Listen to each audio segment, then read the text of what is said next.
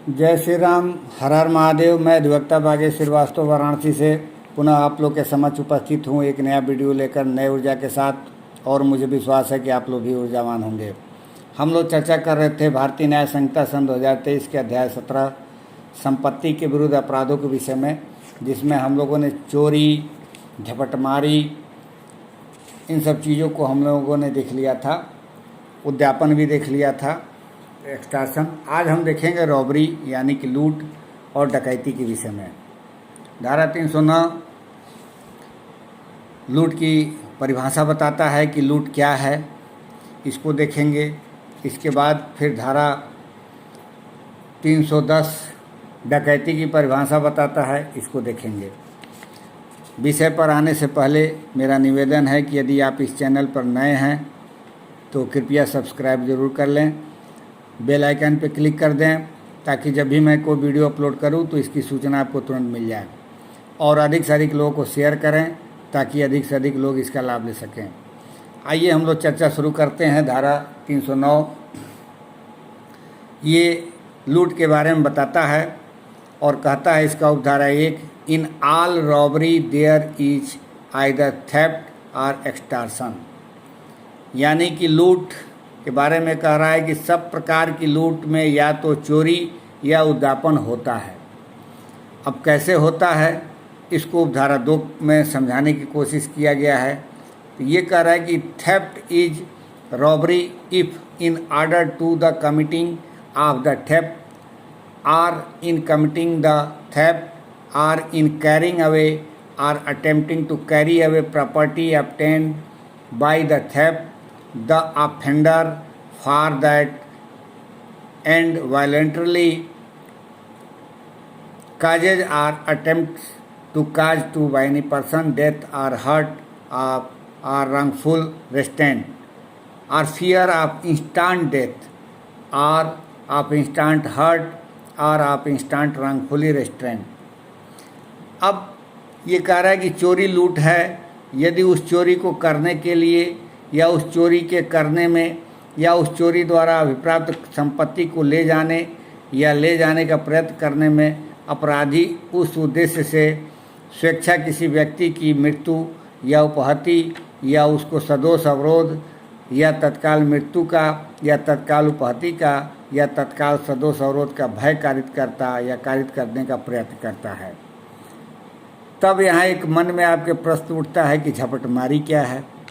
देखिए, चोरी और लूट के बीच का जो इंग्रेडिएंट्स है वो झपटमारी है। झपटमारी एक चलन में प्रक्रियाएं थीं, लेकिन उसको कहीं ना कहीं हम लोग लूट में लेकर चले जाते थे और उसके लिए एक गंभीर प्रक्रियाओं से यानी कि हीनियस क्राइम के रूप में वो देखा जाता था। अब चूँकि उस तरीके का उस समय व्यवस्था नहीं था, इसलिए उसको लूट के श्रेणी में हम लोग डाल देते थे। यहाँ क्या है कि झपटमारी में अब आपको बस इतना ध्यान देना है कि झपटमारी करते समय किसी प्रकार का बल का प्रयोग नहीं किया जाता है। मतलब जो इसमें दिखाए गए हैं, बताए गए हैं कि आपका उद्देश्य व्यक्ति को झपटमारी करते समय या चोरी करते समय यदि ऐसा है, यानी कि यहाँ पे झपटमारी शब्द का प्रयोग नहीं किया गया। मैं झपटमारी को समझाने की कोशिश कर रहा हूँ कि चोरी करते समय यदि इस तरह का प्रयोग किया जाता है, बल का प्रयोग किया जाता है, तो वह लूट की श्रेणी में आ जाएगा। जबकि आप लोग धारा 304, 5, 6 जब पढ़े होंगे, 7 पढ़े होंगे, तो उसमें कहीं ना कहीं से उन सब बल के बारे में भी बातों का किया गया। लेकिन उसमें ये बताया गया है कि उन सब चीज़ों की तैयारी करते हुए यदि कोई करता है तब उन धाराओं में दोषी होगा। यहाँ क्या है कि प्रत्यक्ष इंस्टेंट की बात आता है, यानी कि जिस व्यक्ति के साथ चोरी की गई है और तत्काल में उसको यदि कोई भय इस प्रकार का जो इसमें उदाहरण के रूप में दिया गया है, यानी कि मृत्यु, उपहति, सदोष अवरोध, तत्काल मृत्यु का या तत्काल उपहति का या तत्काल सदोष अवरोध का भय कारित कर दिया जाता है, तब वही थेफ्ट जो है रॉबरी का रूप ले लेता है। अब कब एक्सटॉर्शन रॉबरी का रूप लेता है उसके बारे में उपधारा 3 बताता है।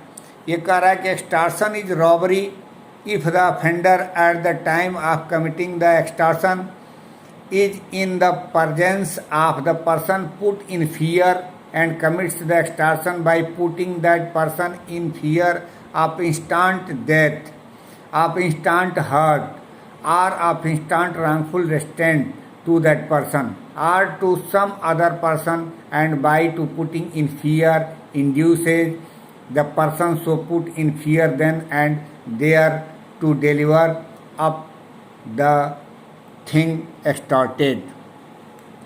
यानी कि उद्यापन लूट है यदि अपराधी वह उद्यापन करते समय भय में डाले गए व्यक्ति की उपस्थिति में है।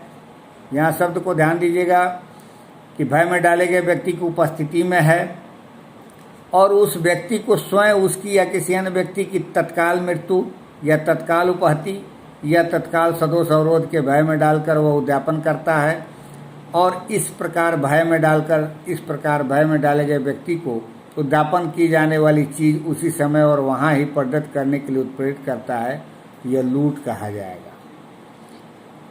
दोनों बातें क्लियर हो गई कि एक्सटॉर्शन में जो हम लोग बात करते थे, जो जिन भय की और उन सब चीज़ों का, उसमें कहीं न कहीं से उन घटनाओं का इंस्टांट नहीं था। यहाँ शब्द इंस्टांट है, यानी कि तत्काल। जो ही तत्काल वह सब शब्द आ जाता है तो वह उद्यापन लूट की श्रेणी में बदल जाएगा। यहाँ तक समझ में आ गया होगा। अब एक्सप्लेनेशन इसका ये कह रहा है कि the offender is said to be present if he is sufficiently near to put the other person in fear of instant death और इंस्टेंट हर्ट और ऑफ इंस्टेंट रॉन्गफुल रेस्ट्रेंट। यानी अपराधी का उपस्थित होना कहा जाता है, कब कहा जाता है माना जाएगा, यदि वह उस अन्य व्यक्ति को तत्काल मृत्यु के, तत्काल उपहति के या तत्काल सदोष अवरोध के भय में डालने के लिए पर्याप्त रूप से निकट हो। मतलब कि यह जितने भी कार्य करने की बात कही गई है उसको कारित करने की संभावना 99% हो जाए तो वो दूरी मायने नहीं रखती। जैसे मान लीजिए किसी पिस्टल का रेंज 100 फीट का है और 100 फीट से ही वो चिल्ला रहा है कि तुम अपना पर्स वहीं नीचे रख दो, नहीं तुम कहीं से गोली मार दूंगा। ये इंस्टेंट हो गया, यानी कि तत्काल हो गया। और दूरी की भी बात हो रही है कि अपराधी का उपस्थित होना कब माना जाएगा, तो उपस्थित मान लीजिएगा। अब इलुस्ट्रेशन देखिए, बड़ा मज़ेदार इसमें इलुस्ट्रेशन है। करे ए holds Z down and fraudulently takes Jades money and jewels from Jades clothes without Jades consent. Here A has committed theft and in order to the committing of that theft has violently caused wrongfully restraint to Z. A has therefore committed robbery. क यह को दबोच लेता है और यह के कपड़े में से यह का धन और आभूषण यह की सम्मति के बिना कपटपूर्वक निकाल लेता है। यहाँ क ने चोरी की है और वह चोरी करने के लिए स्वेच्छा या यह का सदोष अवरोध कारित किया है, इसलिए क ने लूट की है। अब दूसरा उदाहरण कह रहा है कि A meets Z on the high road so A pistol and demands जेड्स purse. Z in consequence surrenders his purse. Here A has extorted the purse from Z by putting him in fear of instant hurt and being at the time of committing the extortion in his presence. A has therefore committed robbery. अभी हमने उपधारा 2 को समझाते समय बताया था, उसी का एक उदाहरण ये बता रहा है। कह रहा है कि क यह को राजमार्ग पर मिलता है, एक पिस्तौल दिखलाता है और यह की थैली मांगता है। परिणाम स्वरूप यह अपनी थैली दे देता है। यहाँ क ने यह को तत्काल उपहति का भय दिखाकर थैली उद्यापित की है और उद्यापन करते समय वह उपस्थित है, इसलिए क ने लूट की है। इसका तीसरा उदाहरण सी देखिए। करा ए मीट्स जेड एंड जेड्स child on the high road. A takes the child and there and threatens to flying it down a precipice unless Z delivers his purse. Z in consequence delivers his purse. Here A has extorted the purse from Z by causing Z to be in fear of instant hurt to the child who is their presence. A has therefore committed robbery on Z. अर्थात क राजमार्ग पर यह और यह के शिशु से मिलता है। क उस शिशु को पकड़ लेता है और यह धमकी देता है कि यदि कौ उसको अपनी थैली नहीं प्रदत्त कर देता तो वह उस शिशु को कगार से नीचे फेंक देगा।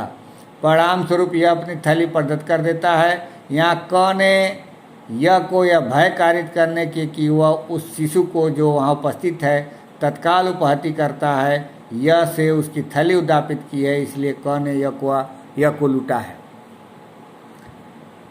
अब इसके बाद से डी जो उदाहरण है ये कह रहा है कि A obtains property from Z by saying your child is in the hands of my gang and will be put to death unless you send us 10,000 rupees. This is extortion and punishable as such, but it is not robbery unless Jed is put in fear of the instant death of his child। यहाँ उदाहरण के माध्यम से समझाने की कोशिश कर रहा है और कह रहा है कि क यह से यह कहकर संपत्ति प्राप्त करता है कि तुम्हारा शिशु मेरी टोली के हाथों में है, यदि तुम हमारे पास 10,000 रुपया नहीं भेज दोगे तो वह मार डाला जाएगा। यह उद्यापन है और इसी रूप में दंडनीय है, किंतु यह लूट नहीं है जब तक कि यह को उसके शिशु को तत्काल मृत्यु के भय में न डाला जाए। यानी कि जो काम हो अपराध वो इंस्टेंट होना चाहिए, दूरवर्ती नहीं होना चाहिए, उसका कॉन्सिक्वेंस दूरगामी नहीं होना चाहिए। अब उपधारा 4 इसका कह रहा है दंड से संबंधित कि whoever commits robbery shall be punished with rigorous imprisonment for a term which may extend to 10 years and shall also be liable to fine, and if the robbery be committed on the highway between sunset and sunrise, the imprisonment may be extended to 14 years। अब उपधारा 4 कह रहा है कि जो कोई लूट करता है वह कठिन कारावास से जिसकी अवधि 10 वर्ष तक की हो सकेगी दंडित किया जाएगा और जुर्माने से भी दंडनीय होगा। और यदि लूट राजमार्ग पर सूर्यास्त के पश्चात और सूर्योदय के पूर्व होता है तो कारावास से 14 वर्ष तक का हो सकेगा। मतलब जो 10 साल का था वो एक्सटेंड करके 14 साल का हो जाएगा यदि सूर्यास्त के बाद और सूर्योदय के पहले, यानी कि रात में रॉबरी किया जाता है किसी राजमार्ग पर। तो अब उपधारा 5 कह रहा है कि whoever attempts to commit robbery shall be punished with rigorous imprisonment for a term which may extend to 7 years and shall also be liable to fine। अगर जो इसका अटेम्प्ट किया जा रहा है, लूट का प्रयत्न किया जा रहा है, तो वह कठिन कारावास है जिसकी अवधि 7 वर्ष तक की हो सकेगी दंडित किया जाएगा और जुर्माने से भी दंडनीय होगा। उपधारा 6 इसका कह रहा है कि if any person in committing or in attempting to commit robbery voluntarily causes hurt, such person and any other person jointly concerned in committing or attempting to commit such robbery shall be punished with imprisonment for life or with rigorous imprisonment for a term which may extend to 10 years and shall also be liable to fine। उपधारा 6 इसका कह रहा है कि यदि कोई व्यक्ति लूट करने में या लूट का प्रयत्न करने में स्वेच्छा उपहति कारित करता है तो ऐसा व्यक्ति और कोई अन्य व्यक्ति ऐसी लूट करने में या लूट का प्रयत्न करने में संयुक्त तौर पर संबंधित होगा तो वह आजीवन कारावास से या कठिन कारावास से जिसकी अवधि 10 वर्ष तक की हो सकेगी दंडित किया जाएगा और जुर्माने का भी दायी होगा। यहाँ तक जो बातें हम लोगों ने किया वो लूट से संबंधित था। अब डकैती, धारा 310 डकैती की बात करता है और डकैती का भी क्या है, ये एक प्रकार से लूट का उग्र रूप है। इसमें क्या है कि लूटने वालों की संख्या बढ़ जाती है। लूट के लिए संख्या एक भी हो सकता है, एक से अधिक भी हो सकता है, लेकिन डकैती की संख्या लूटने वालों की कम से कम जो है 5 होनी चाहिए। अब धारा 310 का उपधारा 1 क्या कह रहा है डकैती के बारे में? When 5 or more person conjointly commit or attempt to commit a robbery, or where the whole number of person conjointly committing or attempting to commit a robbery and persons present and aiding such commission or attempt amount to 5 or more, every person so committing, attempting or aiding is said to commit डकैती। यानी कि जब 5 या 5 से अधिक व्यक्ति संयुक्त होकर लूट करते हैं या करने का प्रयत्न करते हैं, या जहाँ की वे व्यक्ति जो संयुक्त होकर लूट करते हैं या करने का प्रयत्न करते हैं और वे व्यक्ति जो उपस्थित है और ऐसे लूट के किए जाने या ऐसे प्रयत्न में मदद करते हैं, कुल मिलाकर 5 या अधिक हैं, तब प्रत्येक व्यक्ति जो इस प्रकार लूट करता है या उसका प्रयत्न करता है या उसमें मदद करता है, कहा जाता है कि वह डकैती करता है। यानी उपधारा 1 सीधा बात है कि 5 या 5 से अधिक व्यक्ति मिलकर यदि कोई उद्यापन करते हैं, रॉबरी करते हैं तो लूट मान लिया जाएगा कि डकैती करते हैं। अब दंड क्या है?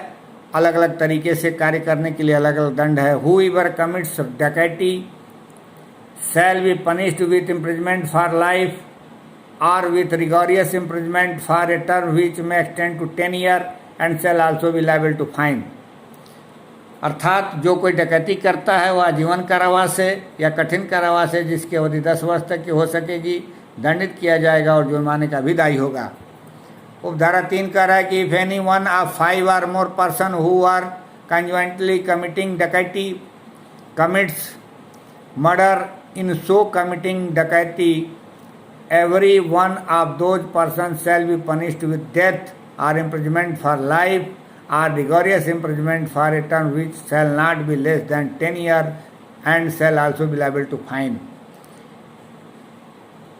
उपधारा 3 कह रहा है कि यदि ऐसे 5 या अधिक व्यक्तियों में से जो संयुक्त होकर डकैती कर रहे हों, कोई एक व्यक्ति इस प्रकार डकैती करने में हत्या कर देता है तो उन व्यक्तियों में से प्रत्येक व्यक्ति मृत्यु से या आजीवन कारावास से या कठोर कारावास से जिसकी अवधि 10 वर्ष से कम नहीं होगी दंडित किया जाएगा और जुर्माने का भी दायी होगा। इसके बाद उपधारा 4 कह रहा है कि whoever makes any preparation for committing डकैती shall be punished with rigorous imprisonment for a term which may extend to 10 years and shall also be liable to fine।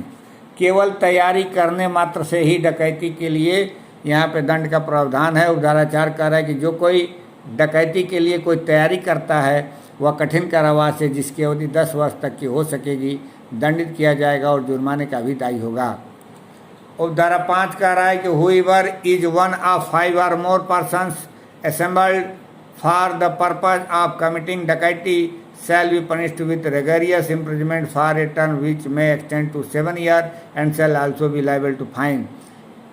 यहाँ तैयारी की बात नहीं कह रहा है, सिर्फ इकट्ठा होने पर ही दंडनीय है। यदि 5 से अधिक व्यक्ति मिलकर डकैती करने के प्रयोजन से 5 या 5 से अधिक व्यक्ति एक जगह इकट्ठा होते हैं तो वह कठिन कारावास से जिसकी अवधि 7 वर्ष तक की हो सकेगी दंडित किया जाएगा और जुर्माने का भी दायी होगा। यानी कि डकैती तैयारी करने पर भी दंडनीय है और डकैती करने के लिए कहीं कोई 5 या 5 से अधिक व्यक्ति इकट्ठा होते हैं तो केवल इकट्ठा होने मात्र से ही डकैती के लिए दंडनीय हो जाएंगे, यहाँ पे 7 वर्ष के कठिन कारावास से।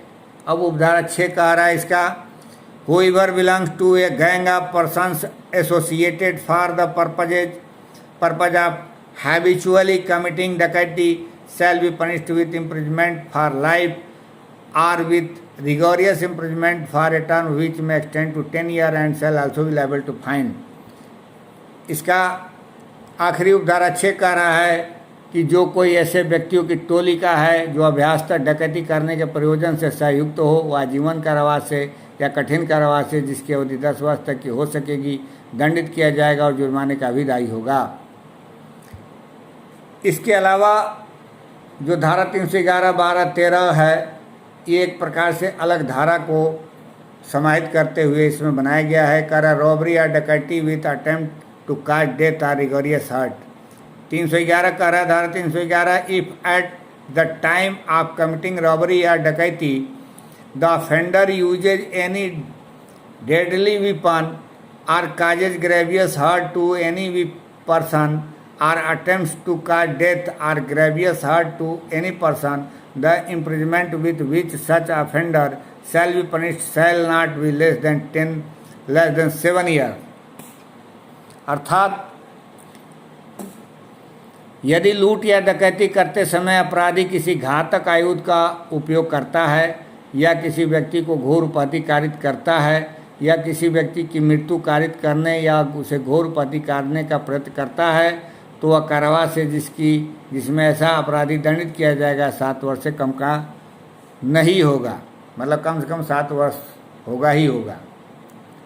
अब कह रहा अटेम्प्ट टू कमिट रॉबरी और डकैती when arms with deadly weapon, अर्थात यदि if at the time of attempting to commit robbery और डकैती the offender is armed with any deadly weapon, the imprisonment with which such offender shall be punished shall not be less than 7 years।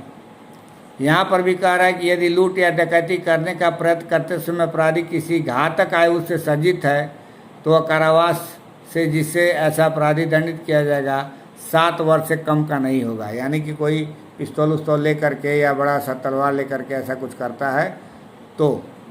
अब आखिरी इसका धारा 313 का रहा punishment for belonging to gang of robbers etcetera, whoever belongs to any gang of persons associated in habitually committing theft or robbery and not being a gang of dacoits shall be punished with rigorous imprisonment for a term which may extend to 7 years and shall also be liable to fine। अर्थात जो कोई ऐसे व्यक्तियों की टोली का है जो अभ्यासतः चोरी का या लूट करने से संयुक्त हो और वह टोली डाकू की टोली नहीं है, वह कठिन कारावास से जिसकी अवधि 7 वर्ष तक की हो सकेगी दंडित किया जाएगा और जुर्माने का भी दायी होगा। इस प्रकार हम लोगों ने इस सेशन में लूट और डकैती के बारे में देखा। आप लोग बेयर जरूर पढ़िएगा। पुराने अधिनियम में और नए इस अधिनियम में कंटेंट्स में कुछ खास बदलाव नहीं हुआ है। कुछ दंड के प्रावधान में थोड़ा बहुत अंतर हो गया है जिसको हम लोगों ने ऊपर देखा है। तो मुझे विश्वास है कि मेरी बात आप लोग को ज़रूर समझ में आई होगी। पुनः निवेदन है कि यदि इस चैनल पर नए हैं तो कृपया सब्सक्राइब जरूर कर लीजिएगा और अधिक से अधिक लोगों को शेयर करिए ताकि अधिक से अधिक लोग इसका लाभ ले सकें। मिलते हैं ऐसे ही टॉपिक को लेकर अगले वीडियो में नए ऊर्जा के साथ। तब तक के लिए इजाज़त दीजिए। धन्यवाद।